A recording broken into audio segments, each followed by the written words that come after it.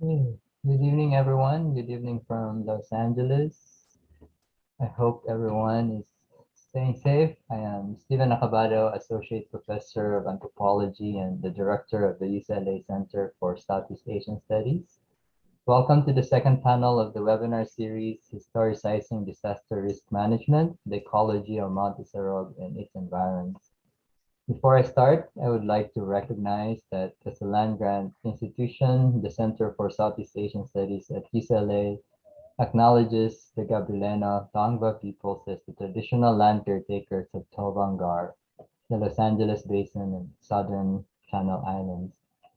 This webinar series is a product of collaboration among various institutions, including the Partido State University, the Polytechnic University of the Philippines, the Center for Taiwan, Philippines, Indigenous Knowledge, Local Knowledge, and Sustainable Studies, or CITIFILS, at the National Chenchi University, Taiwan, and the Program for Early Modern Southeast Asia, or PEMSEA, which is a partnership among the University of Hawaii Manoa Center for Southeast Asian Studies, Department of Anthropology, University of Washington, and the UCLA Center for Southeast Asian Studies.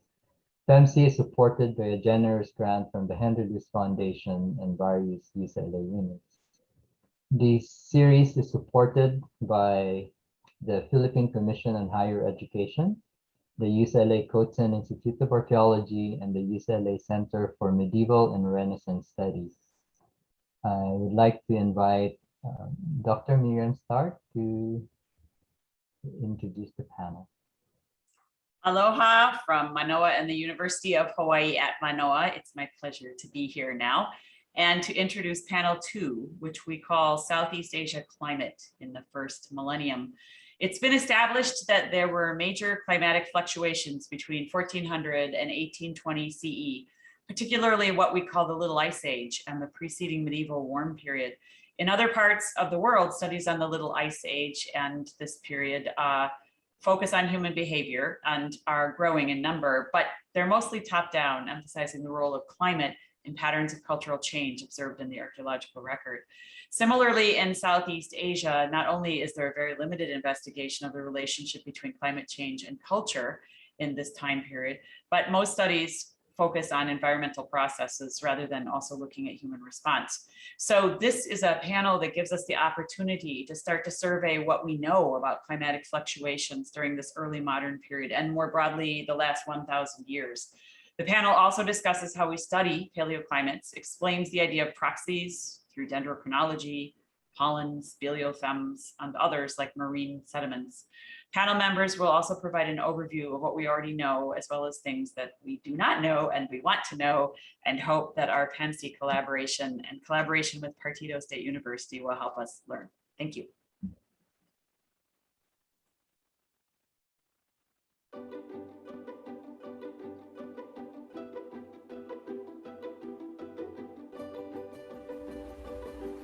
Panel 2 consists of 3 panelists and 1 moderator from the Philippines and the United States.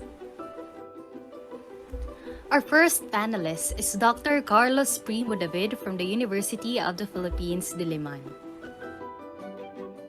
Dr. Carlos Primo David is a licensed geologist, professor of geology and environmental science, and university scientist of UP Diliman. Dr. David was on secondment from 2015 to 2017 to the DOST, where he concurrently served as Executive Director of DOST Shared Innovation Council and Officer in charge of the DOST Philippine Nuclear Research Institute. He also served as Board of Trustees of the Local Water Utilities Administration from 2011 to 2012.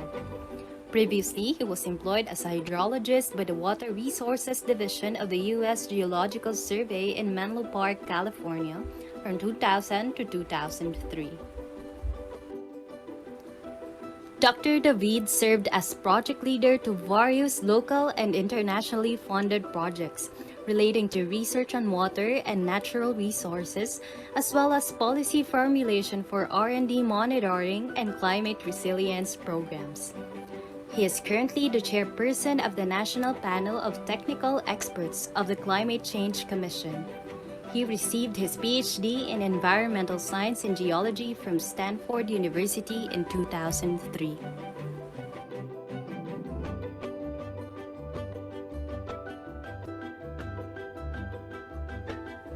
Also joining our set of panelists is Dr. Michael Griffiths from the William Patterson University in New Jersey.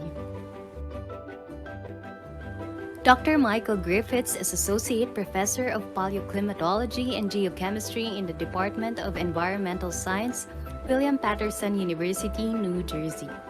His research interests are primarily focused on the use of geochemical tracers preserved in sedimentary archives, primarily cave stalagmites and fossil teeth, to reconstruct past environmental climate changes. Specifically, his research is centered around building records of past environmental change over numerous timescales, ranging from the last millennium to the last approximately 100 million years, using various isotope systems and elemental tracers encoded in these natural archives. He also works with atmosphere-ocean climate models to elucidate the mechanisms for the changes observed in the proxies.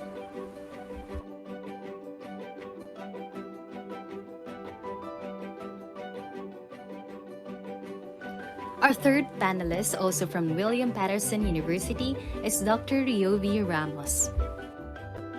Dr. Riovi Ramos is a postdoc at William Patterson University.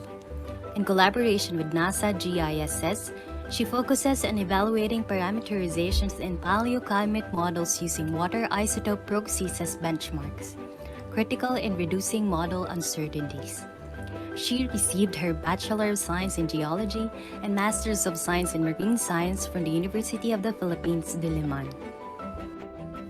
In 2019, she received her PhD from the Nanyang Technological University, Singapore, where she used corals to reconstruct past changes in sea surface temperature, salinity, and surface ocean circulation across the Luzon Strait to investigate drivers of climatic and oceanographic variability in the region.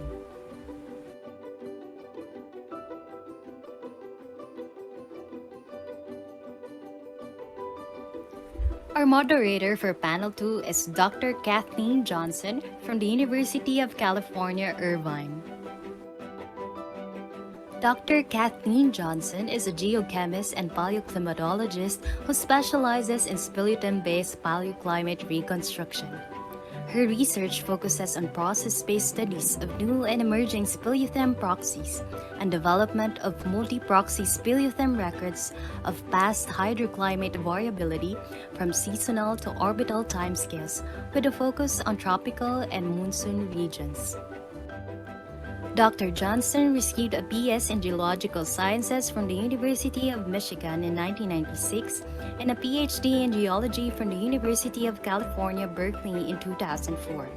She conducted postdoctoral research in the Department of Earth Sciences at the University of Oxford from 2004 to 2007, and is currently an associate professor in the Department of Earth System Science at the University of California, Irvine, where she has been since 2007. In addition to her research, Dr. Johnson is a strong advocate for diversity, equity, and inclusion in the geosciences. She received the 2016 GSA Bromary Award and is a Fellow of the Geological Society of America. Once again, our Panel 2 panelists and moderator.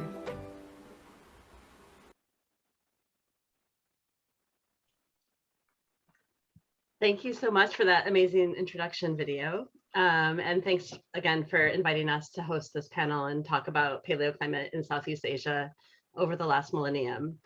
I'm really looking forward to a lively discussion, but feel free to write questions into the Q&A if you have them, and I'll either read them out if they're relevant at the time, or we'll save them till the end and we'll leave plenty of time for questions. So I'm going to actually go ahead and dive right into our first question here, which is basically asking the panelists to introduce themselves. So I think what I'd like to do is have each of you briefly introduce yourself.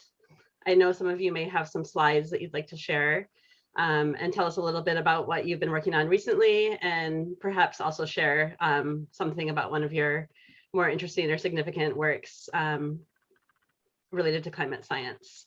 So I think I will go ahead and start with Mick. Okay. Hi, everyone. Okay, so I can just share my screen here.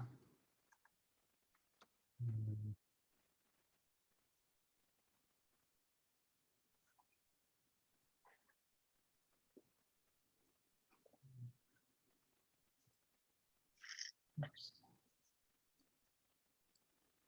Sorry, bear with me for a second.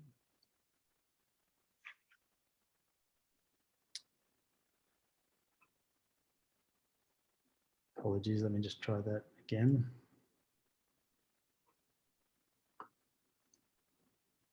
Okay, here we go. Okay, you can see that. Okay, thanks for the introduction. Yes, so my name's Michael or Mick Griffiths. I'm a professor in environmental science at William Paterson University. Just here's a little image of our university here overlooking New York City. So yeah, just to give a bit of background on myself. So I did my PhD in Australia at the University of Newcastle, where I primarily worked on building paleoclimate records from caves, stalagmites primarily. And so this is just a cave, it's called Liang Luar in Flores, Indonesia.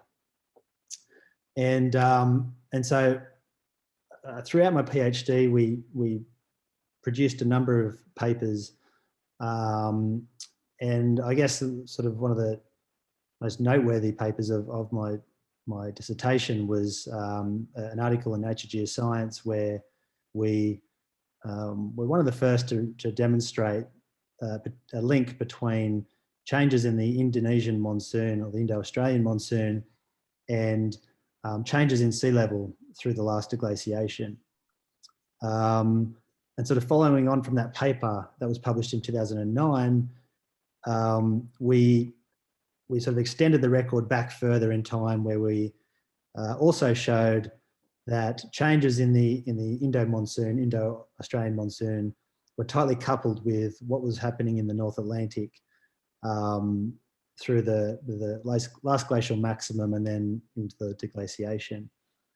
And so that article was published in Nature Communications. And then in 2016, we also published a paper that more focused on the last 2,000 years and I guess more relevant to this panel, where we also looked at monsoon variability, but sort of on a shorter time scale. So the last millennium to millennium. And so since I finished my PhD, I sort of migrated north a little bit and became interested in the East Asian monsoon, if you like. So different seasonal monsoon system. And so I've recently been on quite a few papers looking at the East Asian monsoon over a variety of various timescales. And sort of the most noteworthy article of this work has been a paper in Science that we published in 2018, where we showed a strong influence of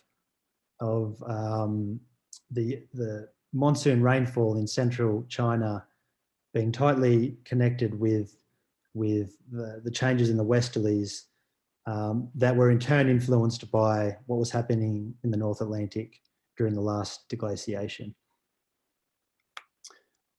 Since then, I've, well, I guess prior to that, I began work in mainland Southeast Asia with my friend and colleague, Kathleen. And to begin with, in 2009, 2010, we ventured to Laos through a now a close collaborator, but it was just really a connection at the time. So Joyce White from UPenn, who was spearheading the Middle Mekong Archaeological Project, or MMAP. And through with her group working in Laos, we were fortunate enough to travel and explore some caves in close proximity to areas that they were excavating. And so here's Joyce here with all her colleagues in Laos. And so this is Joyce here. And so it's really been the generosity of Joyce and her colleagues that really sort of got our work, sort of began our work in the region. And so MMAP now has 100 sites or 100 plus sites now on the Mekong River. And this is just around in the Luang Prabang province. And so here they're trying to better understand the connection, well, the human civilization and its connection with environmental changes. So at the time we went exploring, looking for some caves that may be of interest to the work that we do, which is trying to better understand the environmental and climate history of the area. And you know, from initially through Joyce, but then meeting other colleagues and connections through Joyce's group, who are now our friends who have helped us immensely over the years. We've now gone back almost every year since our first trip there back in 2009, 2010. And so I guess probably the most significant paper that I would say I've published relates to the work that we're doing in Southeast Asia, and in particular our collaboration with Joyce. And this is a paper we published last year in Nature Communications, where we proposed a potential link between what we think is one of the biggest droughts or mega droughts in Southeast Asia at around 4,000 years ago, that coincides with the transition from hunter-gatherer into more modern farming systems. And so that work there has led us east now into Vietnam, where we've only really just begun working there as of last year.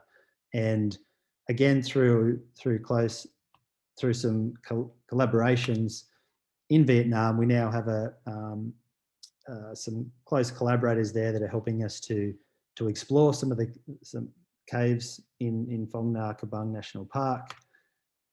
This is two of our colleagues who are based at the national park there in Vietnam, who are helping us to sample modern rainfall and help us to actually get to the caves themselves, which are, you know, not easy to get to in some instances. And so in fact, we had a workshop there back in 2019, which brought together paleoclimatologists and people studying environmental changes in the region to try to sort of connect the dots with what we know and don't know about the paleoclimate history of mainland Southeast Asia, particularly over the last millennium. Okay, I'll stop there. Thanks, Mick. All right, so how about I move on to Ryovi next? Yeah, sure. Right. Thanks, guys, for having me. Hello, everyone. My name is Ryovi Ramos. I'm currently a postdoc at William Patterson University, working closely with Mick, Dr. Griffiths here. I did my PhD at Nanyang Technological University in Singapore, where I had an opportunity to work on Philippine and Taiwan samples to investigate the role of the dominant climate patterns over the Southeast Asian region on sea surface temperature, salinity, and ocean circulation over this region at multiple time scales. So I was particularly interested in this box, the Luzon Strait, which hosts the largest transport between the West Philippine Sea and the Pacific Ocean, dominated by the Kuroshio intrusion. So this current is particularly interesting but less understood, as it delivers relatively warm and more saline waters from the Pacific across the strait to the West Philippine Sea, altering the climate and surface water variability in the region, potentially impacting globally important circulation patterns. So in this work, I've used live or modern corals to generate records of sea surface temperature, salinity, and surface ocean circulation that are up to 7 times longer than what instrumental observations could afford. So I found that on either side of these straits, there are site-specific drivers of climate variability, but taken together, the Pacific Decadal Oscillation and the El Niño Southern Oscillation exerts the greatest influence across the Luzon Strait at multi-decadal and interannual timescales respectively. So in this work, it has contributed to our understanding of the complex interactions between different climate systems and the Crucio intrusion into the West Philippine Sea, which likely influence regional and global oceanographic variability. Now, currently, I deal with proxy model comparisons at different Earth climate states in the past in order to constrain model scale or performance. So models do have uncertainties, and the spread may be large among different modeling agencies. So with the availability of large global compilations of proxy datasets across different time periods, we can use them as benchmarks to evaluate how climate models perform, informing us how model representations may be improved, particularly critical at the model development stage. So better performing climate models are, of course, desirable, as past climates have always been a source of how we may understand the rates, range, and dynamics of future climate. So that's it. I'm very much looking forward for today's panel discussion. Thank you, Ryovi. Yeah, I think you touched on a lot of things about some of the major systems that impact the climate of Southeast Asia that we're going to hear a little bit more about for those of you who are non-climate scientists in the audience. So why don't we go ahead and move on to CP, David. Sure. First and foremost, I'd like to thank Stephen and everyone at UCLA and also our colleagues from Partido State University for organizing this webinar. And of course, thanks Kathleen for moderating this. I can easily say that I envy Mick's work and Ryovi's work, because when I started my PhD in Stanford, I came to the school at the same time as some of the stalwarts of proxy indicators for climate, like Rob Dunbar and Pam Matheson, and of course this influenced my research. However, I diverted my work to more environmental research, but still using the same indicators like coral growth bands and even stalactites and stalagmites.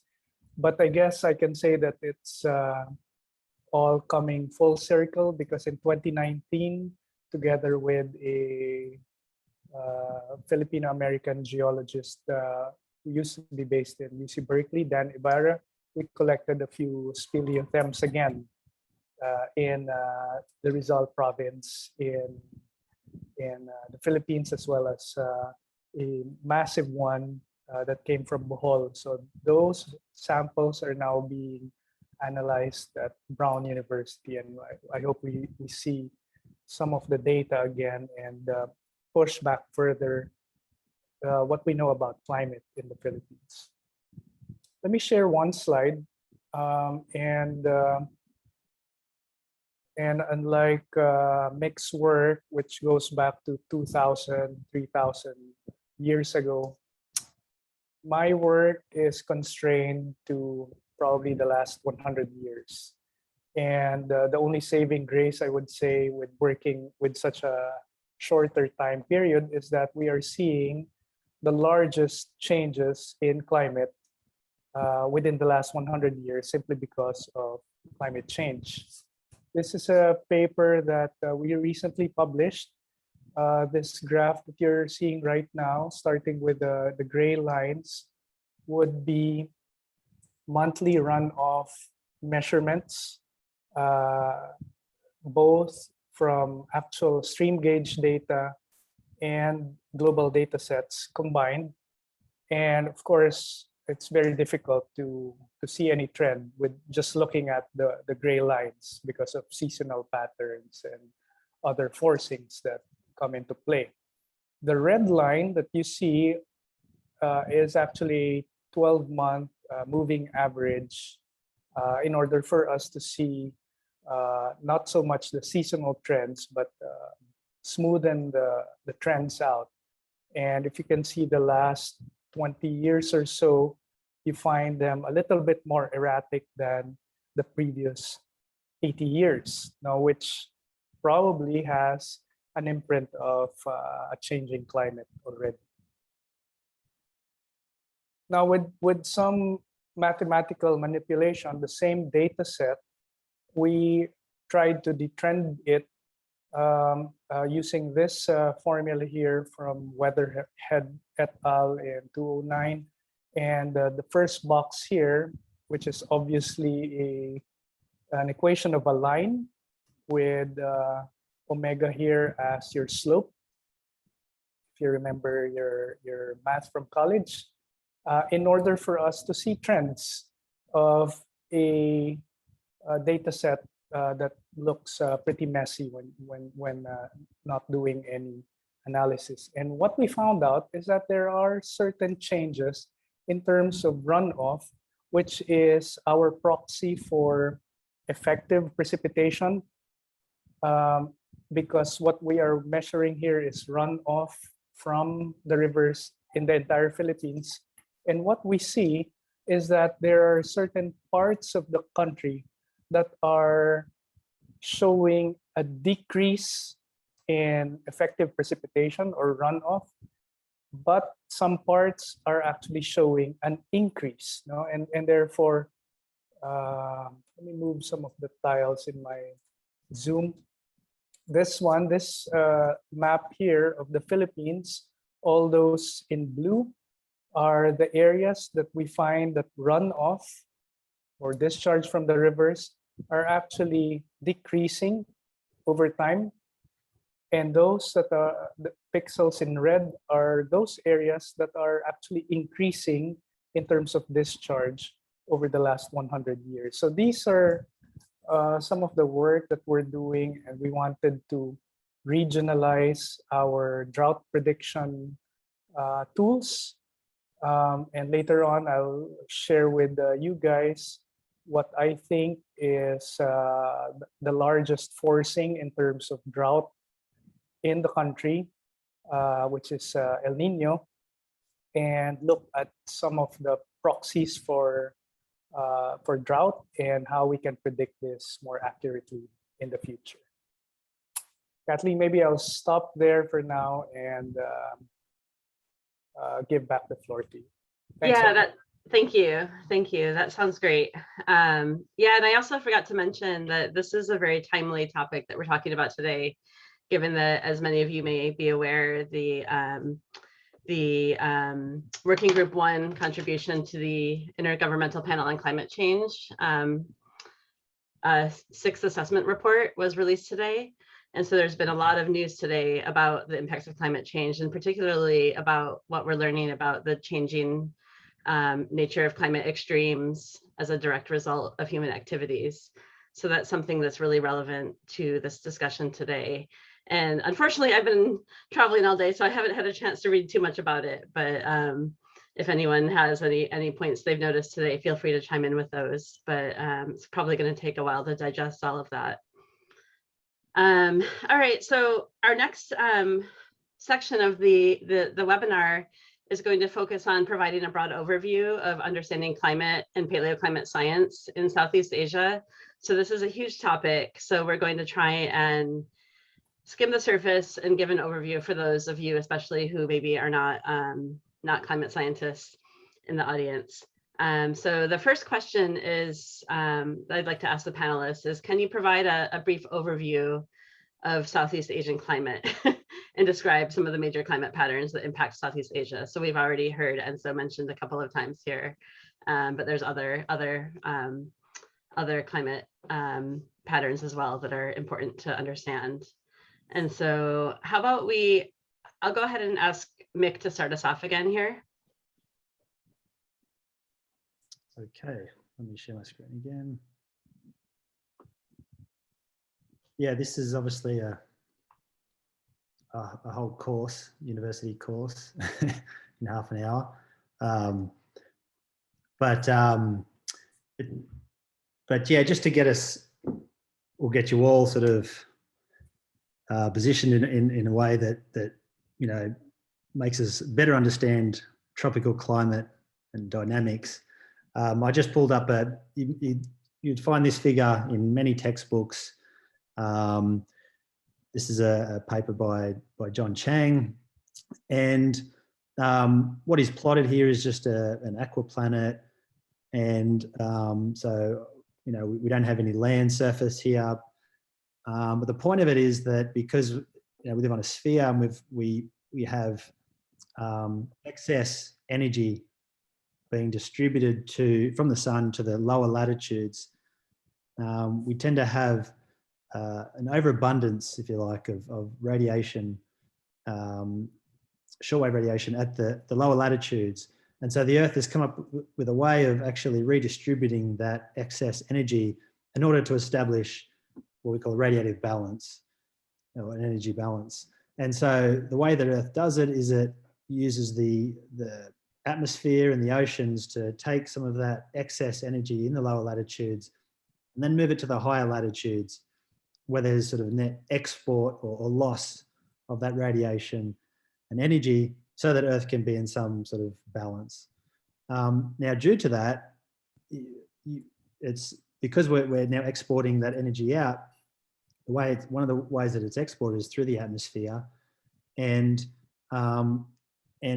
the first stage in that is uplift of air masses, right? And so if you just look over here, you can see that these little green arrows indicate that air is rising up into the atmosphere, up into the troposphere, where it then reaches the tropopause and then is forced to the higher latitudes, where it then descends and then sort of returns back to the equator at the surface. Now, we have some other things going on, right? So this sets up a pressure gradient that forces the winds to flow towards the equator, and they are deflected because Earth is spinning on an axis. Now, where you have the convergence of these air masses, right?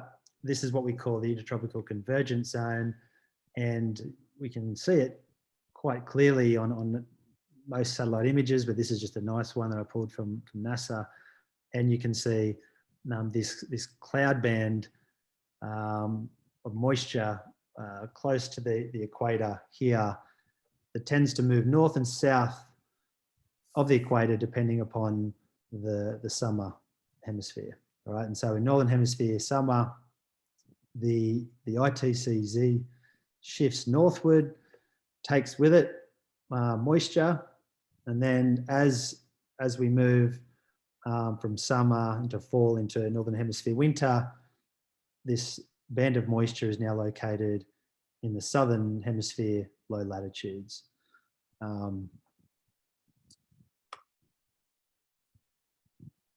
And in terms of characterizing that on a real perspective, this is the ITCZ is part of or sort of bounds together the tropical monsoon systems in the northern and southern hemisphere.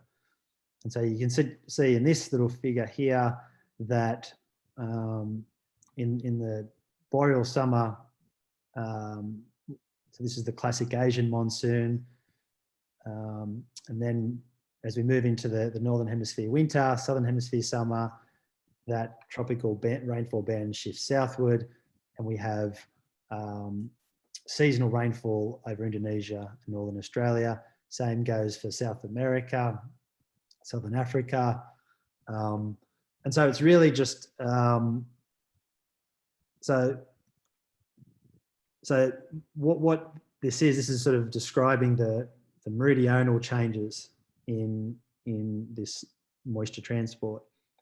But it's also important to recognise that there's also what we call zonal changes, so east-west ocean atmospheric circulation in what we refer to as the Pacific Walker circulation. I believe, so Ryobi is going to talk more about the Pacific component of the Walker circulation. I'm just going to discuss briefly the Indian Ocean component, which is, I mean, the Indian Ocean is a smaller basin than the Pacific, but it has a surprisingly big effect on climate in the lower latitudes. And so there are a number of modes, what we call climate modes in the Indian Ocean. The most well-known is what we call the Indian Ocean dipole or the Indian Ocean zonal mode. And this was first described in the late 90s. And the original description of it was a change in the sea surface temperature gradient across the Indian Ocean. And like what happens in the Pacific, this is a mode that occurs roughly every 3 to 5 years. And it's characterized by upwelling off Sumatra, so in the East Indian Ocean. And so you have more upwelling, cooler sea surface temperatures. And then you have the opposite happening in the Western Indian Ocean. So this is a mode that sort of switches back and forth periodically. And with it, so when you're in a positive Indian Ocean dipole mode, these cooler sea surface temperatures in the East Indian Ocean tend to bring really dry conditions to Indonesia. And in fact, east all the way to Papua New Guinea and up into the Philippines, and in fact, even into Southern Australia. What this panel here is showing, so this is a recent paper by Nerily Abram and colleagues published in Nature. And we're going to talk more about this in a little bit, but just down here, we've got an instrumental record of sea surface temperatures from 2 locations across from the Western and the Eastern Indian Ocean. And just the important thing to note at this point in time is that during these positive Indian Ocean dipole events, so when you have these anomalously cool East Indian Ocean sea surface temperatures, you tend to have widespread drought across much of Southeast Asia, particularly the maritime continent, and as I mentioned before, Southeastern Australia. And then you have the opposite occurring in the Western Indian Ocean, where you have anomalously warm sea surface temperatures. And it turns out that these dipole events have changed in magnitude, certainly over the instrumental record, but as we're going to see, when we can look at the proxy records, such as corals, they actually, we've had some much bigger events going back further in time. So I'm going to now pass it over to Ryobi, or back to Kathleen, I should say. Yeah, no, that's great. Thank you. So Ryobi, if you want to carry on and talk, I think you're going to talk a little bit about ENSO and the Pacific. Yep. All right. So let's go ahead and jump into a different basin, which is in the Pacific.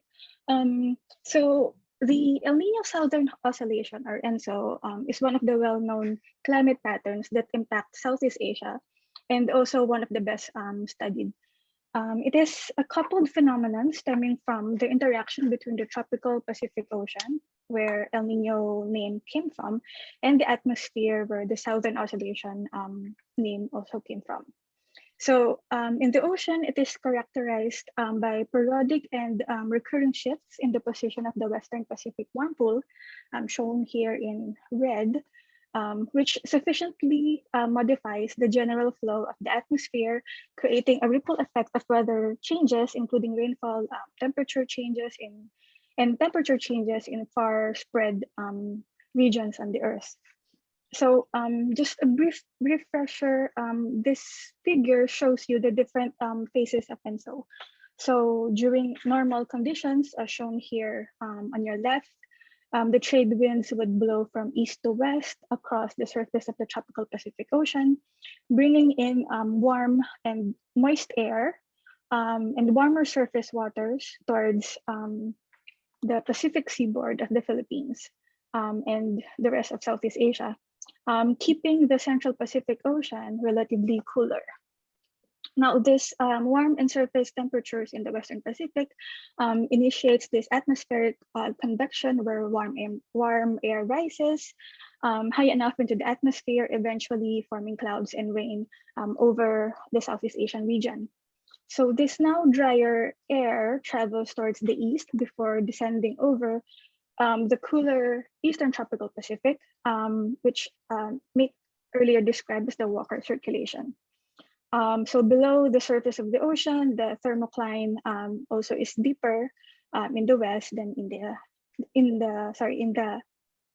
west than in the east. Right. Now, during El Nino events, the trade winds over here would weaken or sometimes would even reverse, allowing the warm pool region to extend towards the center and eastern tropical Pacific Ocean, forming this anomalously cooler sea surface temperatures over the Western Pacific, and on the other hand, anomalously warmer SSTs over the Central and Eastern Pacific. Consequently, the Western Pacific region would experience droughts, while the Central and East Pacific would experience above normal rainfall conditions. Now, conversely, during La Nina, the trade winds becomes stronger, and atmospheric circulation also is greater over the Western Pacific, forming more rain bands than normal over this side of the Pacific, while SSTs in the Central and East Pacific are cooler as the thermocline shoals and upwelling intensifies during this period. So as I've mentioned earlier, these conditions periodically swings, inducing severe droughts in the Indo-Pacific region during El Nino and severe floods during La Nina. So several indices have been developed to monitor ENSO mostly based on SST anomalies or SST difference from the mean over a fixed 30-year time period. So one of the most frequently used ENSO indices is the Nino 3.4 index, which is situated over in this box. So this visualization captures sea surface temperature anomalies around the world from 1982 to 2017, along with a corresponding time plot graph shown here, focusing on the Nino 3.4 SST index, which represents the equatorial surface temperatures in the Pacific Ocean. So this index typically uses a 5-month running mean, and individual El Nino La Nina events are identified when SSTs exceed 0.4 degrees over a period of 6 months or more. So most of our climate indices only span a few decades. So like this record, it only started from 1982. Therefore, elucidating ENSO variability at different or longer time windows has often been a target of paleoclimate research. Now, another thing that, or another dominant climate pattern in the Pacific is called the Pacific Decadal Oscillation, and sometimes used interchangeably with the Interdecadal Pacific Oscillation, or IPO.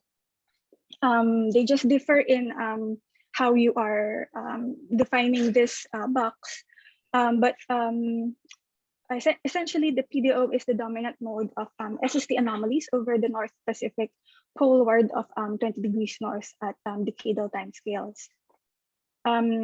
Often it's described as a long-lived ENSO-like pattern, of climate variability. So if you look at this time series, a positive PDO, which is also visualized in this plot, is associated with warmer SSTs across, or the red ones, across the central and eastern tropical Pacific, and colder anomalies in the western and central North Pacific, which essentially resembles SST anomaly patterns of ENSO, as shown here on the bottom left, on the bottom plots. So you'll also see a weak mirror image of these anomalies across the southern Pacific. Now, the key distinction between the PDO and the ENSO is their time scales. So ENSO operates at interannual time scales, while the PDO is in decadal time scale. So there's a broader, longer period which it compasses. So thus, in understanding how PDO changes, relatively longer data records are needed to define and understand PDO and its interactions in what Mick has also alluded to earlier. Thank you, Ryovi. I think I'm gonna move us on a little bit. And I think CP, you'll have a chance to add to that question, but I'm gonna move us on to another one here, just to keep us a bit on time. And a lot of what Mick and Ryovi were talking about are examples of natural internal variability within the climate system. And one of the real challenges is with identifying the impacts of climate change is, how do you separate that natural variability from a forced response that's resulting from human activities? And so I think that CP, you've kind of looked at that question a little bit with your ENSO work. So I was wondering if now would be a good time to talk about that. Sure. And this is a perfect segue from what Mick and Ryovi were talking about.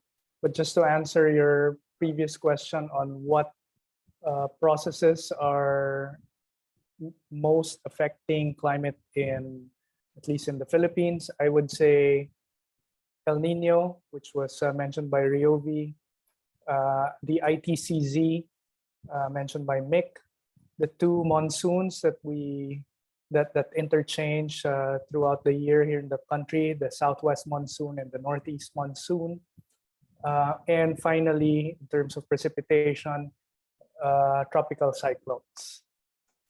And so, very quickly, I'd like to share again my slide and just continue on the discussion with ENSO, El Nino.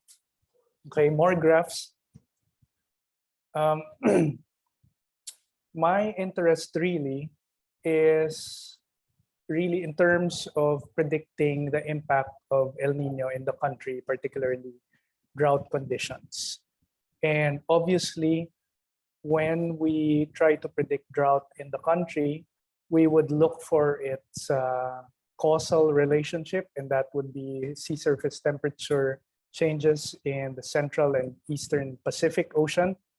But my issue with using those indices like this multivariate ENSO index is that the main data that we get from the central and eastern Pacific are actually 10,000 kilometers away from the Philippines. And yes, the drought conditions in the country does reflect ENSO conditions in terms of SST, but there have been many times that we were expecting a drought conditions, El Nino conditions in the Philippines, which is the reverse, by the way, of what is being felt in the United States and South America. During El Nino, we get the droughts. And in one particular case, like in 2009, it was a strong El Nino year, and yet we got the highest rainfall recorded, for several months from September to December of that year. And many of us here in the country would remember tropical storm Ondoy, which flooded the entire Metro Manila, exceeding the 1 in 100 year flood event during an El Nino year. And therefore, this got me curious of how come using sea surface temperature 10,000 kilometers away, it's not a really very good predictor of drought. Here's an analysis that we are currently doing for a paper that we are currently preparing. And the number really to look at here is that when we look at sea surface temperature and the ENSO indices, the relationship with that in terms of drought is negative, because higher sea surface temperature would mean drought, is at best at 0.43, R equal to 0.43, which is not very good. Therefore, I started looking for other indicators of drought in the country instead of sea surface temperature. And what I found is a better, not causal relationship, but an associative relationship between drought conditions and sea surface height in the country. And sea surface height and temperatures are all also caused by sea surface temperatures anomalies in the Central and Eastern Pacific. However, when I look at drought and SSH, sea surface height in the country, as you can see from this graph here, they coincide almost perfectly throughout several years. No? SSH, by the way, is also affected by sea surface temperature in terms of density of water, flow of water, and so on and so forth. But SSH in the country and drought in the country actually correlate more, even if it's just an associative relationship. And what I find is a very high relationship between SSH and drought conditions at a maximum of 0.85 R value. And in terms of predictiveness, we can use sea surface height, which precedes drought conditions, up to about 6 months at 0.7 R value. And therefore, this is one proposal that I will have with the different government agencies here, and that is to incorporate or integrate sea surface height measurements in order for us to predict drought conditions. I'll stop there for now, Catherine. Thank you. That actually raises a question I have that I'm going to go off script now and just ask Rio V if there's potential then to look at past variations in SSTs in these same regions and how they're impacting paleo precipitation records in the Philippines. And I guess that kind of might lead us to the question of what are some things that we don't know or what is needed? Like maybe there's not the data doesn't exist. I don't know if you can comment on that, Rio V.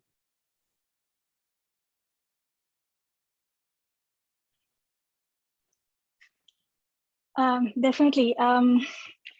We certainly lack a lot of data, and the existing instrumental data is very short term and not even continuous. So if you're looking at precipitation changes, particularly in the Philippines, at best we have instrumental records that dates or goes back maybe correct me if I'm wrong, maybe at least 100 years, or the best would be 50 years ago, or sorry, in length. And there's a lot of other records that we might get from paleoclimate archives that actually the Philippines is abundant of and not necessarily exploited yet. Okay. So Thank definitely you. a lot of potential. Okay. Did anyone, I don't know, Mick, maybe you did you want to add something onto the question about sort of, I'm jumping ahead a little bit, just because I'm cognizant of time running out, but maybe you could add something about talking about how we can address some of these gaps and what methods might be used and what might be available. And everyone else can feel free to chime in too. Sure. Yeah, so let me just pull up my thing here real quick. Let me just go like this.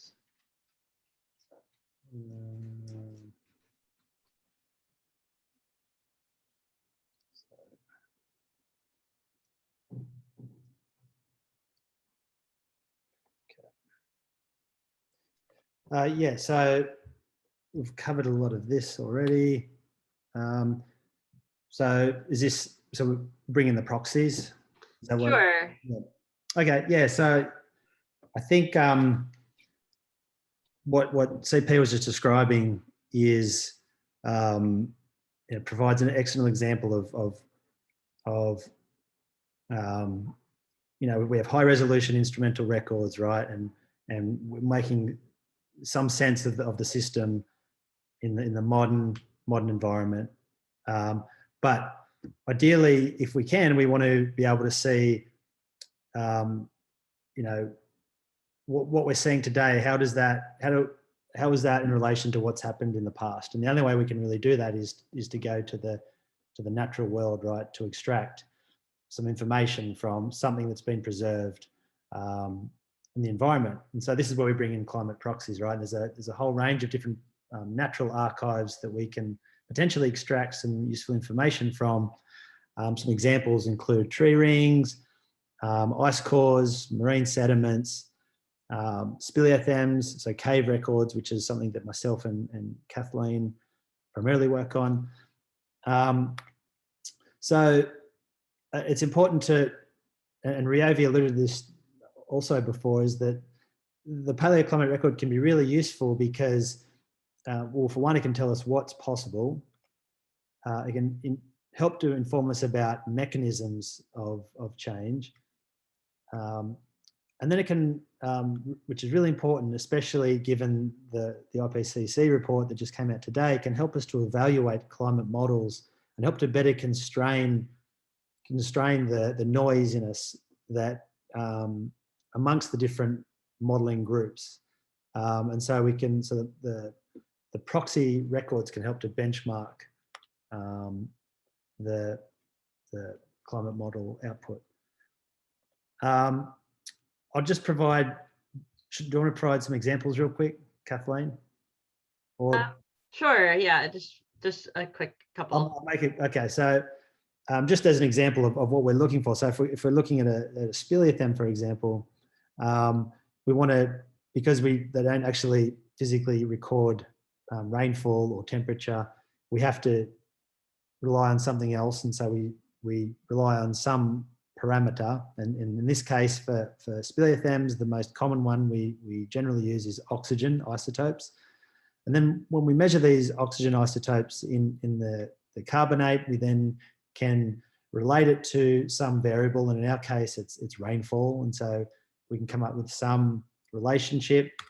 And if we know that, then we can potentially extend that rainfall record back beyond the instrumental record, which only may go back 50 years. And so now we have a longer picture of what's happened. And so, it's, I'm just going to skip to this because then, there are other proxies, and particularly within Southeast Asia, if we're talking about reconstructing what's happened in mainland Southeast Asia over the last millennium, certainly tree rings have provided the most detailed information to date of the hydrological history of the area. And tree rings are really useful because they form a layer or a ring every year. And so every ring, if you like, tells a story. And they can go back hundreds to thousands of years in some cases. Now, I'll just finish up, I guess, on this before we move on, because I know we're running out of time. But so one of the most detailed records from the tree rings in Asia is the Asian Drought Atlas. And all these red dots indicate tree ring records that have been composited and spliced together to produce some maps of rainfall going back the last millennium, and have provided some information that we can then connect with human civilization, which is something that I think we're going to address in a little bit. So I'll just stop there, and then we can revisit that if we have time. Great. So apologies for jumping around a bit, but I wanted to go back now to one of the earlier questions that I don't think we heard enough about, which I think is really important when we're thinking about disaster risk management in the Philippines and other regions of Southeast Asia, which is the subject of tropical cyclones. And I know that changes in the frequency and the severity of tropical cyclones is perhaps going to be one of the most significant impacts on humans moving forward, and also, of course, had significant impact on human society and culture in the past. So I was hoping, CP, I could come back to you and have you say a few words about some of the tropical cyclone work that you're doing. Sure. In fact, just before I share my slides again, in the sixth assessment report of the IPCC, I haven't read it as well, Kathleen, but I am almost sure that they would be saying a little bit more concrete connections between changes in tropical cyclone patterns and intensity because of climate change. You see in the previous assessment reports, all that scientists can say would be indications point towards climate change affecting tropical cyclone patterns. But I think in AR6, we would see a little bit more robust connection between the two. I did an old study on tropical cyclones, and I guess this ties up to your initial question on, okay, where do we get data? Like all scientists, I bet even with the completeness of data, we would always say, I hope we had more data. And therefore, at some point, it has to stop asking for more data and try to look for other sources and other proxies. In my case, I use a lot of global data sets, such as this one called IB Tracts, compiled by the World Meteorological Organization. The drought data comes from a data set that was compiled by a team from ETH Zurich, which we downscaled and validated for the Philippine setting. And so there's a lot of that kind of data set, global data sets, as well as satellite imagery that can be used as proxy in the absence of actual measurements. So here's a 2013 data paper that we published, just looking at tropical cyclone characteristics in the country. And in terms of tropical cyclones making landfall in the Philippines, there's really no trend. We still get roughly around 30% of tropical cyclones making landfall in the country. What we do see, however, is where these tropical cyclones enter the country in terms of our regions. We see a small but still significant decrease in tropical cyclones entering the northern and central parts of Luzon, which is a big island to the north. In southern Luzon, including the Bicol Peninsula, there's pretty much no change, and a slight increase of tropical cyclones entering the southern part of the Philippines.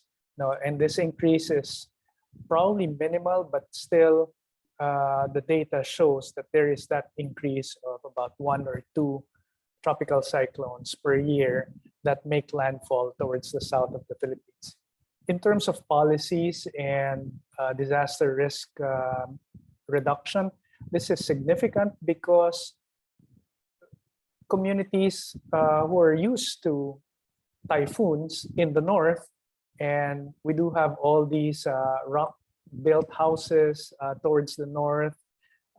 They're so used to tropical cyclones. But unlike in the southern part of the country, where they get 1 or 2 tropical cyclones at most every year, and now they're getting 2 to 3, they're not ready. The communities are not ready, and therefore, much of the disasters that we've seen in the last decade were all towards the south, in Visayas and in Mindanao, simply because the communities are not prepared for these kinds of changes.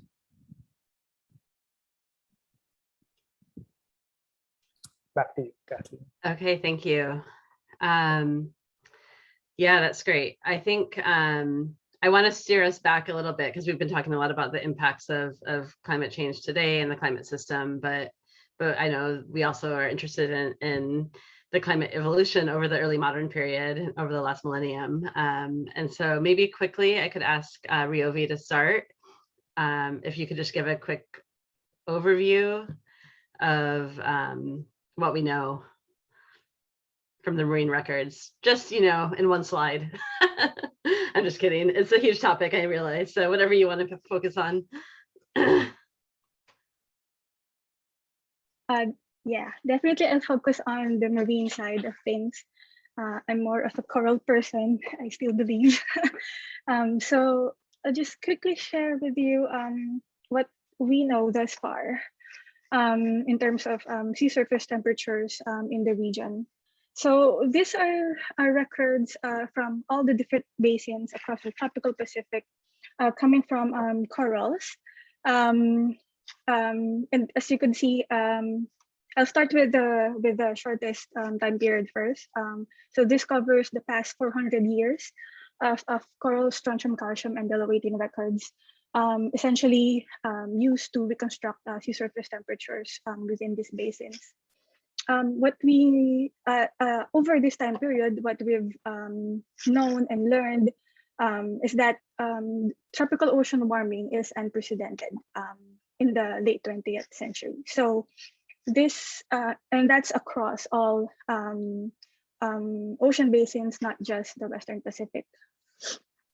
So you'll see in these plots that so the black lines are coming from instrumental data. Some of those are direct measurements, some of those are reanalysis data.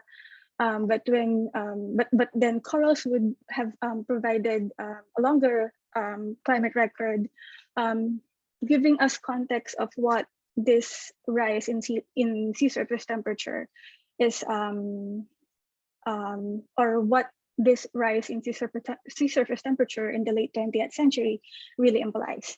So this is something that we have not seen before in all these basins across the tropical Pacific. In terms of the temperature increase, with based on these records, we've calculated around a warming of 0.03 to 0.04 degrees per decade, not observed in any time period in this 400 years of record. Now, if we go a little bit longer in time scale, so this already includes the Little Ice Age, which roughly happened between 1500s to 1800s, and the medieval climate anomaly, which happened around 900 to 1200 Common Era. We see that so one, there's more evidence that the medieval climate anomaly and the Little Ice Age is somewhat global in nature, which is actually previously thought that only affected the Northern Hemisphere. So with these records from Asia, based from coral records down here, marine records over here, so there's somewhat coherence that we find that during the medieval climate anomaly, everything was warmer. And And then during the Little Ice Age, everything was cooler at this time period. But again, particularly the Western Pacific, this rise in temperature in the late 20th century is unprecedented. And if we go further back in time, one question that would come up, or usually would come up when we talk about increasing sea surface temperatures, is that how would ENSO react to warming seas? How would ENSO or the occurrence of El Nino versus La Nina would be affected? So this is a paper done by Cobb and Pamela Groth over the years, where they've where they've reconstructed the Nino 3.4 index itself. So the modern reconstructions of the Nino of sea surface temperature or freshening and warming in this region is actually robustly mirroring the Nino 3.4 index. And therefore, they could use that relationship to reconstruct how these events have varied in the past, and what's the context now for what we are experiencing right now.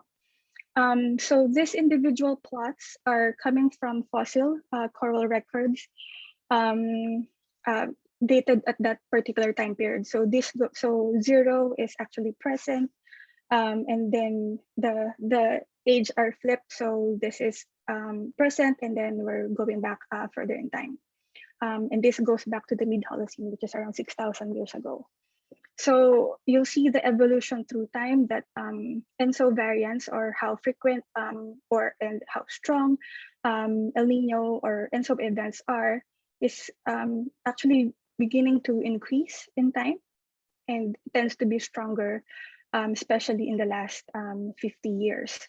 So essentially, this would pose a greater implication on a grander scheme of things, how we should incorporate this in for example, in policies, in how we adapt to these changes, now that we know that this background state is happening around us.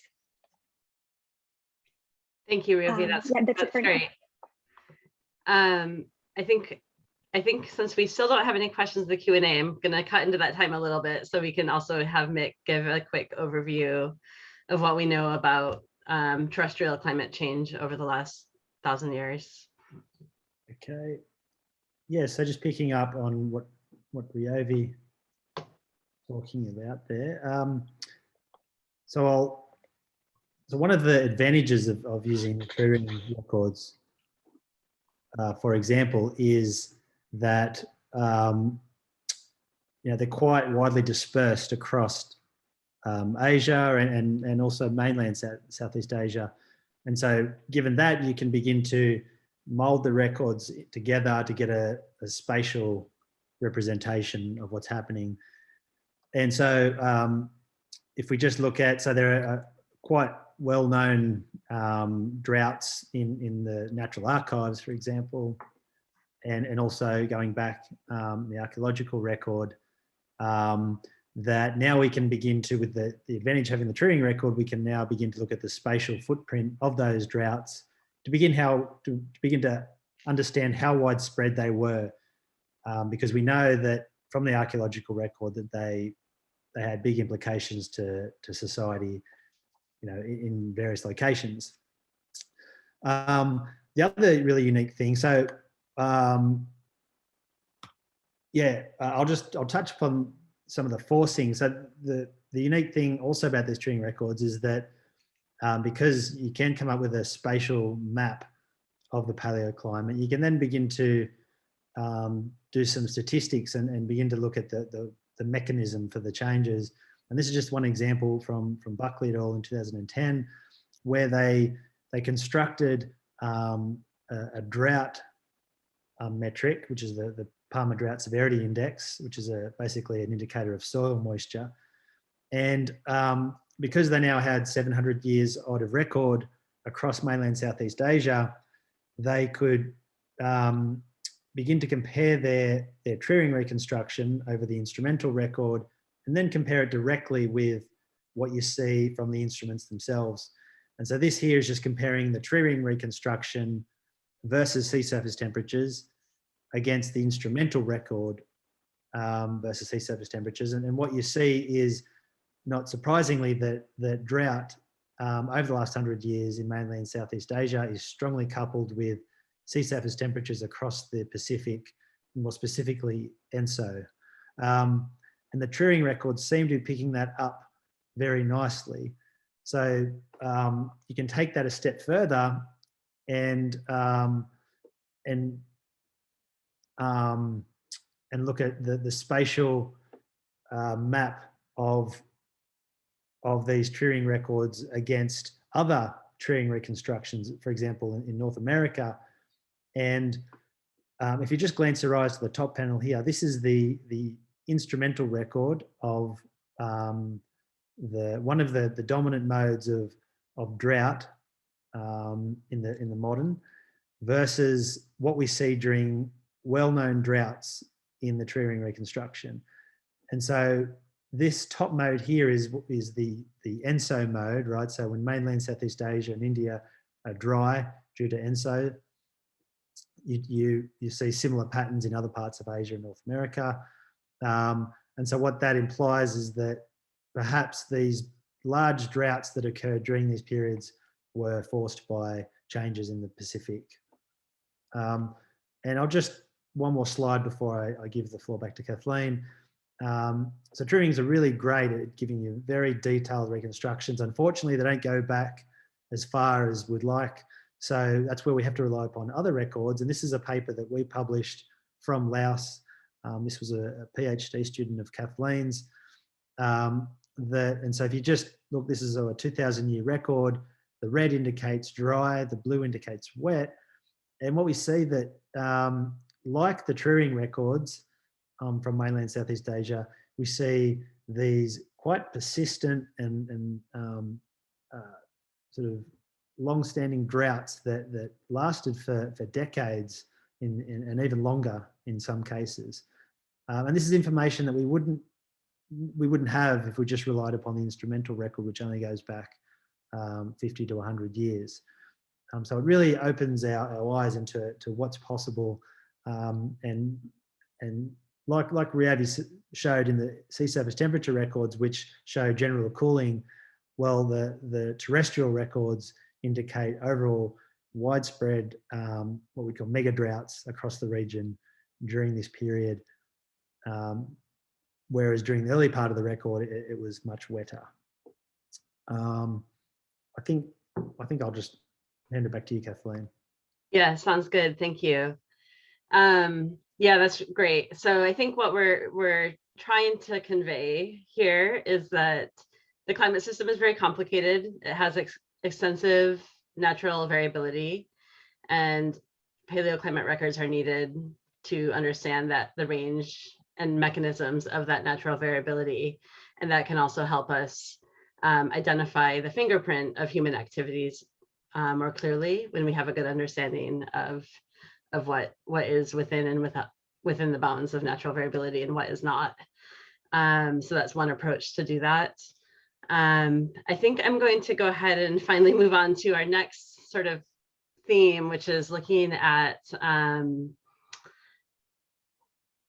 climate change and its relationship to culture and landscape. So a little bit more in line with the broad theme of this webinar series. And the first question that we have is, how will understanding climate history help us understand climate changes we're experiencing at present?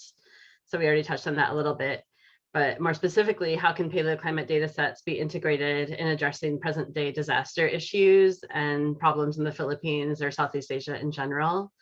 So I think, Riovi, I'll ask you to start, and then if anyone else has anything to add, we can do that. All right. Oh, yeah, I'll go ahead. Definitely, the paleoclimate data puts or provides context for future climate scenarios.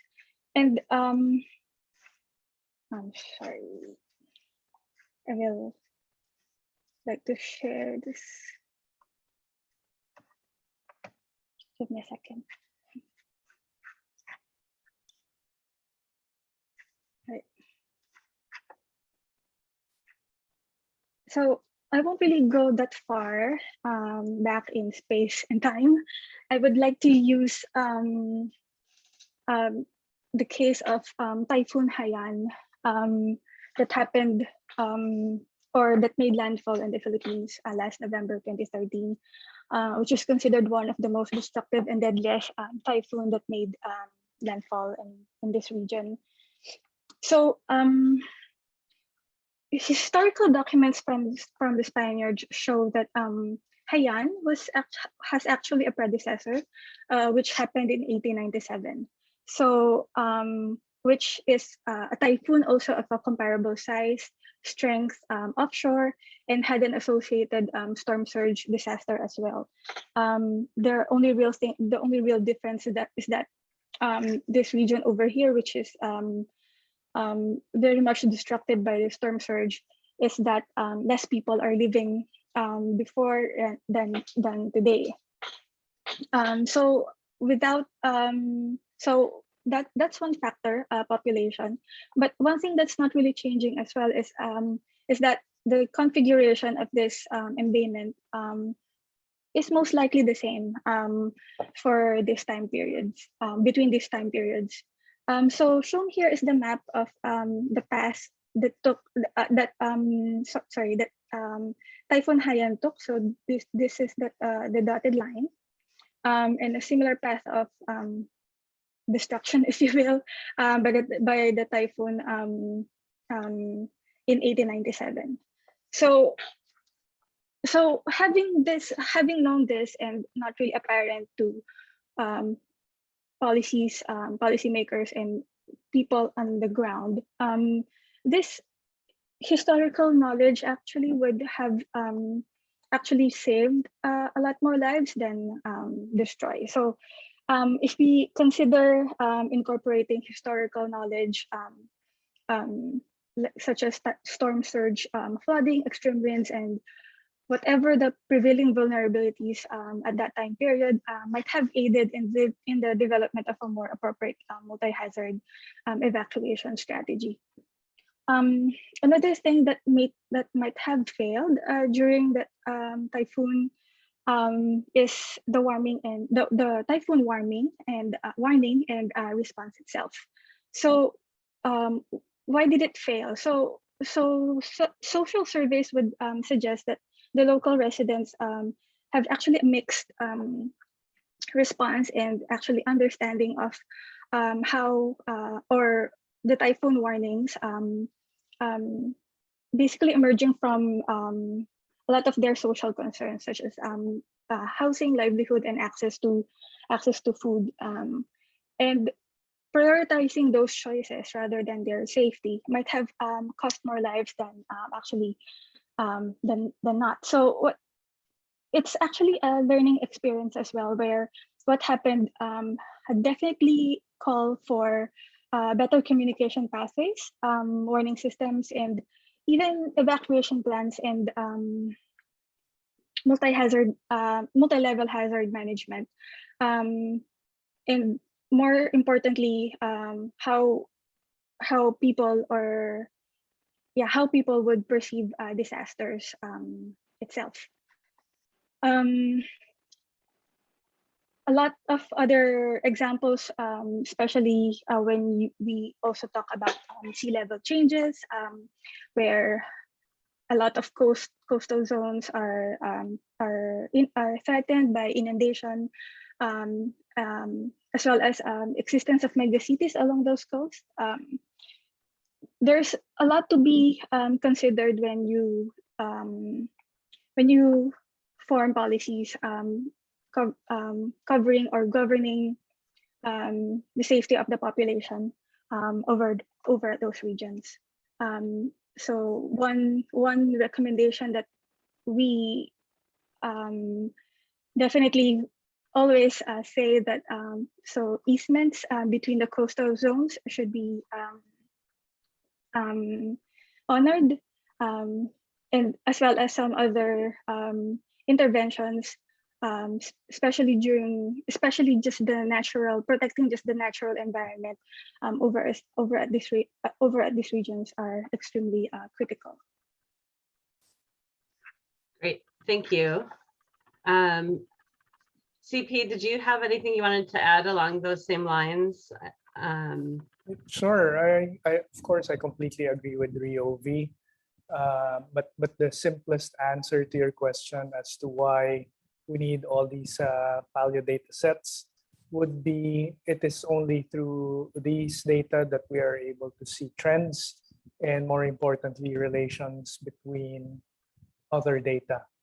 And in the case of our research, we would want to use these data and determine trends and relationships in order for us to forecast future events. And again, going back to that paper in preparation that we are working on right now, to the best of my knowledge, there is still nobody out there who's looking at sea surface height, essentially water level of your oceans, as your indicator for drought. And while we have agreements between sea surface temperature and droughts as presented by Mick, the variabilities would be great, and one would see that the relationship between the two are not one-to-one, meaning that you can have an event that has high sea surface anomalies, but the drought that happened does not correspond to that increase in sea surface temperature. What we find is sea surface height instead of temperature as being closer in terms of mimicking drought conditions. So these are all relationships that you form when you look at long-term data sets. Yeah, I totally agree. And also sort of, I was struck by your the regional variability in the runoff trends that you're seeing. And that's one thing that I think we can find more and more as we develop more detailed paleoclimate records, as well, is that we can really start to look at these spatial patterns, because often we've interpreted, or a lot of researchers have interpreted single records as being reflective of a very large region, when we now realize that there's substantial regional variability in precipitation patterns throughout, well, not just in the tropics, but elsewhere as well, but especially in the tropics and in the monsoon regions. And the models, climate models, currently exhibit pretty poor skill at simulating those regional patterns. And if what we want to know is how is precipitation, in specific regions going to change as a result of climate change, then paleo records can help with that as well. So I probably just said the same thing you just said, but yeah, totally agree. And just to add to what you were saying, Kathleen, when we talk about precipitation, we're often aggregating data, and therefore total precipitation over a 1-month period or even an annual period. But on the ground, you can have the same volume of precipitation that's happening just in 1 or 2 events, and that will have a different impact on a uniform low to moderate rainfall falling on an area. And this is something that I'm sure with more paleoclimate data, we would be able to constrain further as to what the effects would be, because your precipitation is not only governed by the volume, but also in terms of how often it happens and intensities. Yeah. Mick, did you want to say something? Oh, are you talking to the dog? Yeah. So, yeah, I was going to say that that really ties in also with the IPCC report. I did have a couple of slides on that, but basically, you know, one of the central focuses is on changes in extreme events, which are really what affect society. You know, we've seen sort of decadal scale changes in temperature, for example, but it's really what's happening day to day and month to month that has big impacts on people. And so, and that's certainly what the models are, at least agree on, I think, is that extreme events are going to certainly increase. The models definitely agree on that. whether they get the exact sign of rainfall in certain regions correct is still forthcoming, but yeah, and that's something that I think potentially we can extract from the proxies in the future is trying to look at these extreme events and how they've changed in the past on a different background climate states. Yeah, absolutely. And I have a question for Miriam on that topic, which is, do we have good indicators of flooding events from extreme rainfall over the last 400 years? So maybe somebody could, maybe Mick or Riovi, you could comment on like what types of proxies or archives might be possible and what the prospects are for that.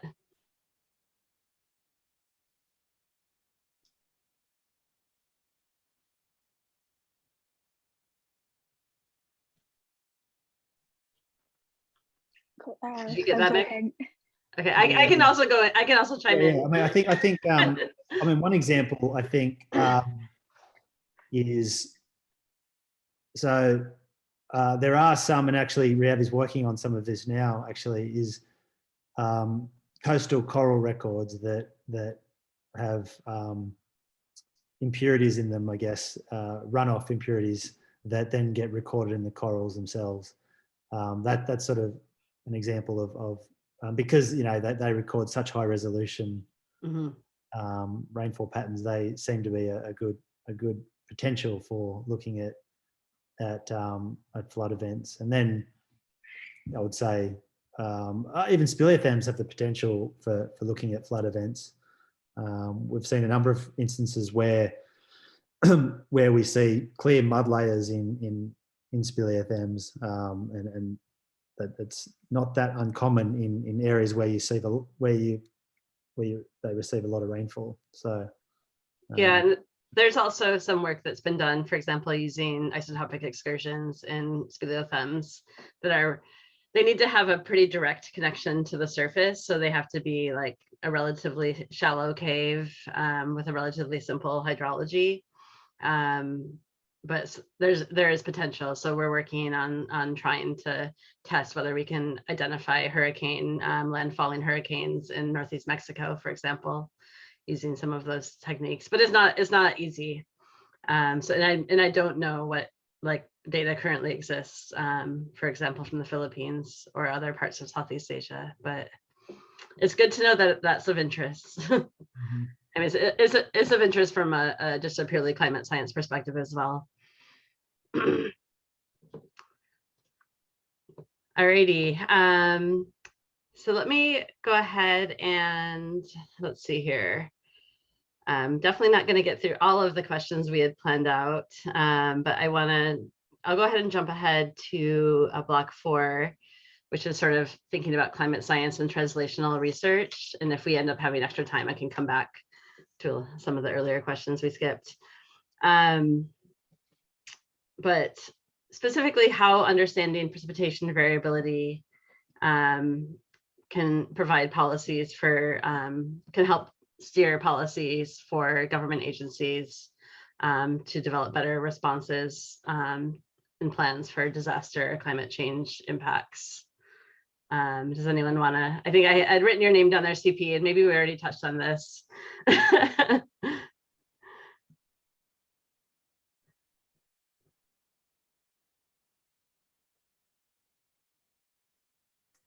That is an extremely difficult question, going from science to policy. I mean,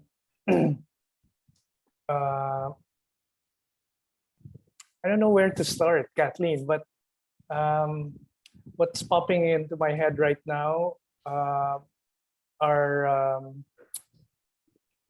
current practices of government agencies that did not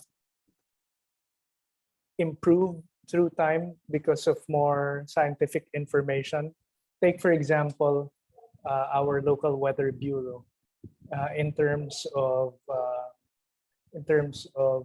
providing the general public with forecasting, just as an example. And they are strong advocates of what the WMO have said probably 50 years ago, and always to incorporate variability in their forecast. So much so that the forecast becomes so muddled because you put in everything that could happen and render the entire forecast useless. And there are many examples that are similar to that. But up to now, we would get a forecast that would say something like this. It would be cloudy with scattered rain showers and thunderstorms, which is applicable in any day of the year, because I have not seen a day in the Philippines where there are no clouds. So it will always be partly cloudy or cloudy. And the term scattered rain showers and thunderstorms, it doesn't say where it will scatter, and therefore it simply means that you can get rain in your area or no rain. If you did get rain, then it did scatter in your area.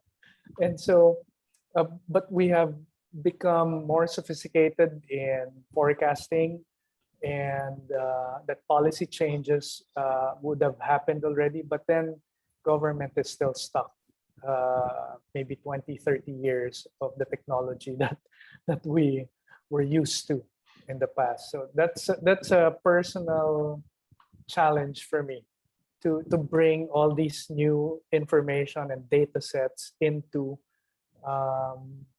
government policy, and in that example in terms of forecasting. Yeah, I think that resonates probably with all of us who are really doing the science to understand this and trying to figure out how to translate that to policy relevant, to be more policy relevant and to actually be used by policymakers. Mika Riovi, did you want to add anything on that topic? Yeah, I mean, I agree that you know, the data that we are building, of course, you know, gets used and is useful in science, and you know, at a larger scale in terms of, for example, the IPCC report and things like that, and other government reports that get put together on the state of the climate. You know, these are all very important and useful, but you know, when you're on the ground and you're in a small town in Vietnam or Laos, and you're talking to a farmer or something, it is the challenge trying to figure out how the information that you're gathering from these caves below their feet, how that translates to making their lives better. Yeah, and we talk about it, and you know, it's something that's on our mind. And I just think that's the next challenge is trying to make that connection better, to improve that connection. Yeah, I think that actually leads really well into this other question that we have here, which I had some thoughts on as well, but I'll read the question, which is, as scientists, academics, in quantifying and reconstructing the past climate, who benefits from the science, and how can local descendant communities of a specific geography, for example, in Southeast Asia, benefit from this work? If you don't mind, I'll just say a few thoughts that I have about it, which is that this is something I've been thinking about a lot as I've been working on issues of justice, equity, diversity, and inclusion in geosciences and in climate science, thinking about climate justice issues, and thinking about how we can move away from this very colonial style of science that's been the norm from Western scientists for a long time. And so when we are thinking about the motivations for the paleoclimate work, we're often thinking about, these big picture questions, improving climate models, including improving climate projections. Paleoclimate is really important because it really is the only real data we have about the past. And so there's many climate science specific reasons for wanting to do that. But we are working in communities, and this ties in really well with the first panel, the theme of the first panel, which was on sort of building partnerships. And there was talk about, developing partnerships and co-production of knowledge. But when we're thinking about paleoclimate, it can be challenging, as Mick just said, to community members. They might not care what the climate was like 10,000 years ago. They might care if it's going to be a drought next year or, something more relevant. And so my view, as I've been thinking about this and kind of reckoning with our own work and how we're working with communities, is really like trying to just be more intentional and more inclusive when we're planning projects from the very beginning. I think that the MEP project was a great example where there was really equal participation from Lao researchers and Western researchers, and there was a big training component involved, and it really helped provide skills that enabled people to get lots of jobs working within various government agencies in Laos. So that was a really nice example that I would like to model in other projects. So I guess the key is that we don't necessarily know how, I guess the answer is we don't necessarily know who benefits from just purely paleoclimate work, but what we should be doing is meeting with community members and including them in the design of the project from the beginning. And it may be that there are aspects of our work that can be useful to them, whether it's doing environmental monitoring today and sharing data, enabling them to develop their own research questions that we can help them address in parallel with, maybe the more academic questions that we're thinking about. And also making sure that we thoughtfully design reward structures so that the local partners are either getting recognized either through payment, but also through, co-authorship, sharing of data and resources, other things that might be of value to them, training, international exchanges. So all of these things. And so that's the ideal, what we would like to move towards, but it's also really challenging given the funding structures and challenges. And I think a lot of that was talked about last time. So I just wanted to share kind of my personal thoughts on that and how we're approaching it. And we certainly haven't always been perfect in how we've done this, but it's really hard when, especially during COVID, when we can't we're gonna have a 2-year gap between being able to actually go to visit our field sites, for example. So I don't know, Mick or Ryovi or CP, do you have something to add on that? I think, Kathleen, you hit the nail on the head when you said that even before you start your research, the intent of the research will have to be very clear. I mean, there's nothing wrong with research that aims to answer fundamental questions in science, but you cannot expect to have translational output from those basic types of research. I mean, sometimes you may have a happy accident that basic research ends up with something that is of significance in terms of policy. But I think one thing is lacking with our scientists and researchers at this point in time is to actually map out what is your intention. Is it really to help farmers and communities, and therefore, when you frame your scientific problem, that will always have to be top of mind.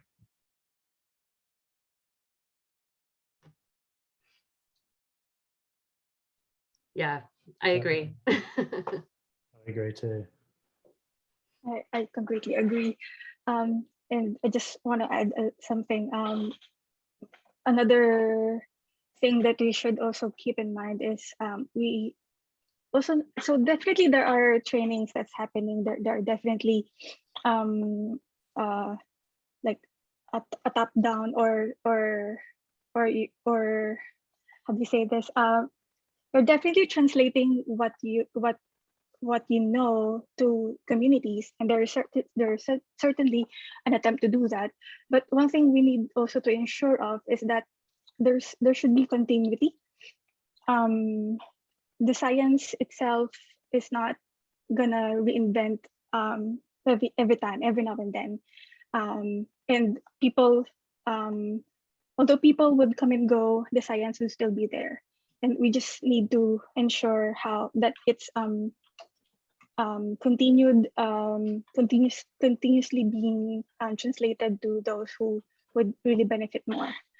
I don't know exactly how to do that, but I guess what Kathleen has already and CP has already alluded to is that one thing to circumvent that is to really incorporate that at the very beginning. Mm-hmm. That is it. And I guess, Yeah. I guess one thing, can I just share a slide? Is that all right? Yeah, sure. Real quick. And it's just that image that I think, it's just a photo near our field site, but it just sort of, I think it's neat to think about because, we work in the caves where this river exits and, I think that understanding just at its simplest level, past flood levels, right? And going back to Miriam's question, when you're building infrastructure that may take, a long time to establish, right? To build this bridge that's going to connect two communities, but you don't have a full understanding of the flood levels over a longer period of time, then so it gets back to sort of translating the research into the communities and the local governments that need that information so that maybe this you build a bigger bridge or something. So whenever when I see something like this, it just sort of makes me think about how the information that we're gathering could be useful to these communities. Yeah, great example. All right, so we're running out of time here, so I wanted to make sure we have some time for. We have a couple of questions. So we have, let's see here. Sorry. Okay, so we have one question from Facebook. Is there any interest in looking into deeper time, for example, the Eemian interglacial? So I guess that's probably a question for Mick. I think could probably take that.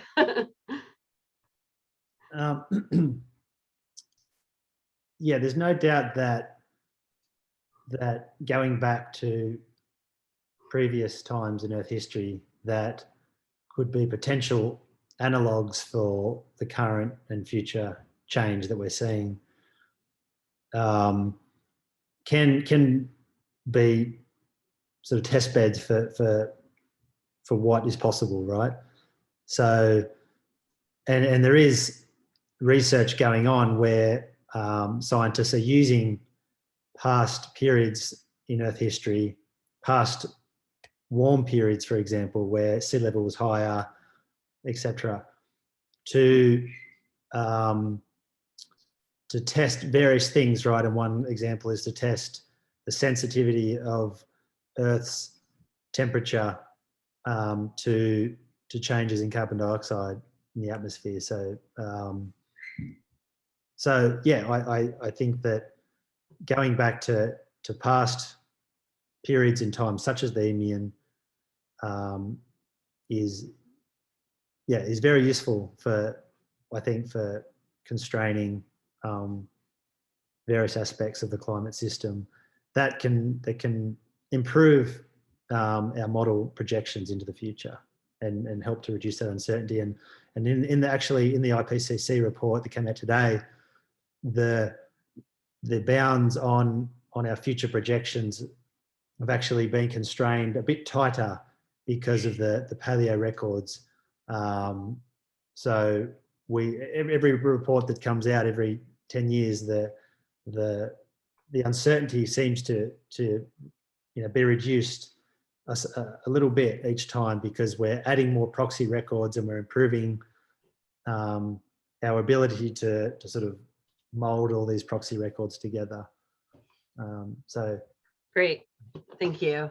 I'm just going to go on to one of Miriam's other questions, which is asking about speleothem data in particular, and how broad the geographic region those records are representative of, I guess. So I can go ahead and answer that if you want me.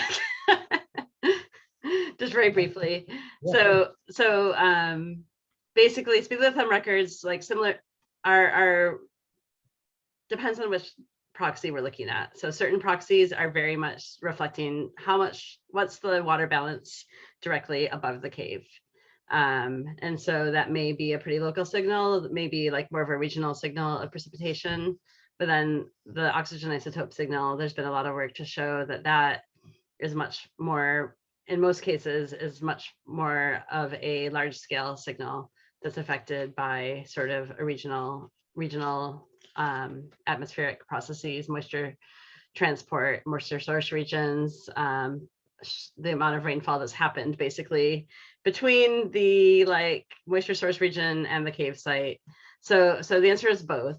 But I think to be sure that it's not just like a super local signal, that's why we definitely need multiple records, and also to integrate it with other archives like lakes and trees.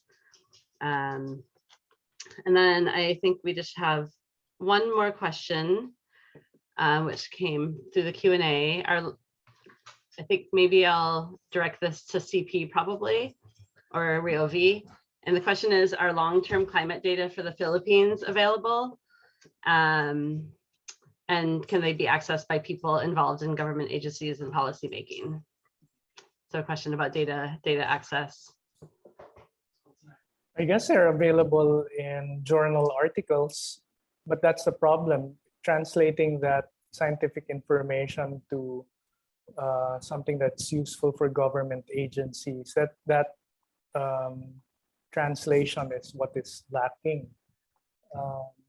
And the unfortunate thing I would have to mention is that many of the local scientists still believe that their work, whether in climate science or in any other field, is that it's still confined as an academic exercise, and that translating this into policy and something useful for government and communities is not part of their work, but for government employees and officials and communities to be able to extract what they need from these scientific publications, which is obviously not going to happen anytime soon.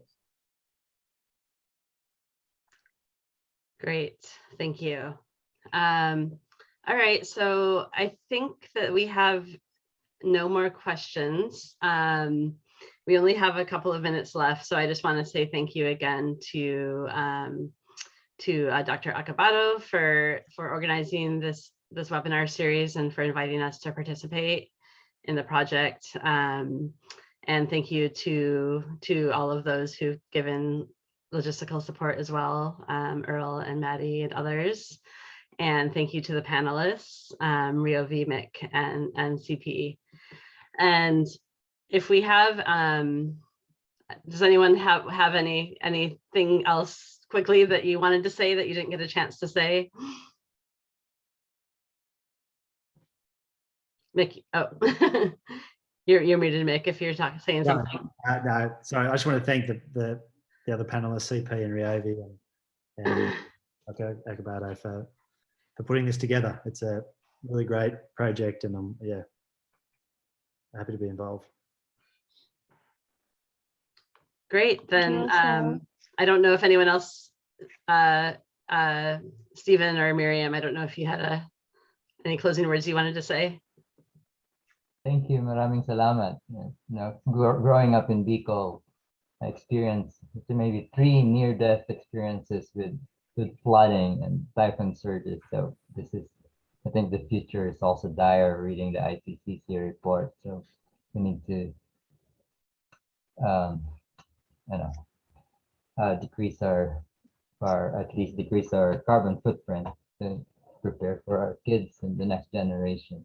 But I think we need to work with communities and also from the bottom up. It's hard to work directly with government. I mean, with the national government. So we hope that we'll follow this workshop up with an on-site, in-person workshop, hopefully next year in the Philippines and definitely in Taiwan next year.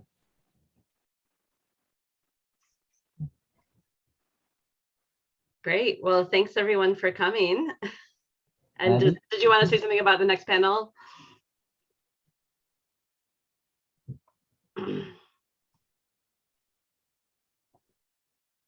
Yes, thank you everyone for coming to panel 2. If you would like to help us improve our webinar series or you need a certificate of participation, you can use the link that Earl has dropped both in Zoom and also on Facebook. The link is also here for you to look at.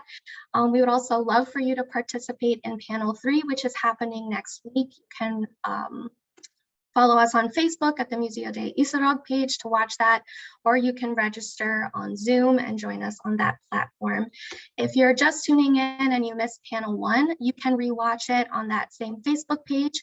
We also have a YouTube page. You can just search Program for Early Modern Southeast Asia, UCLA, and panel 1 is available there. Panel 2 will also be posted there for you as well.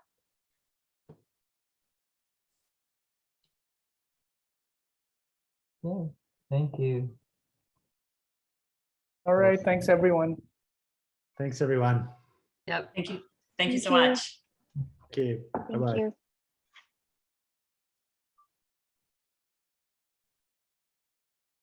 you.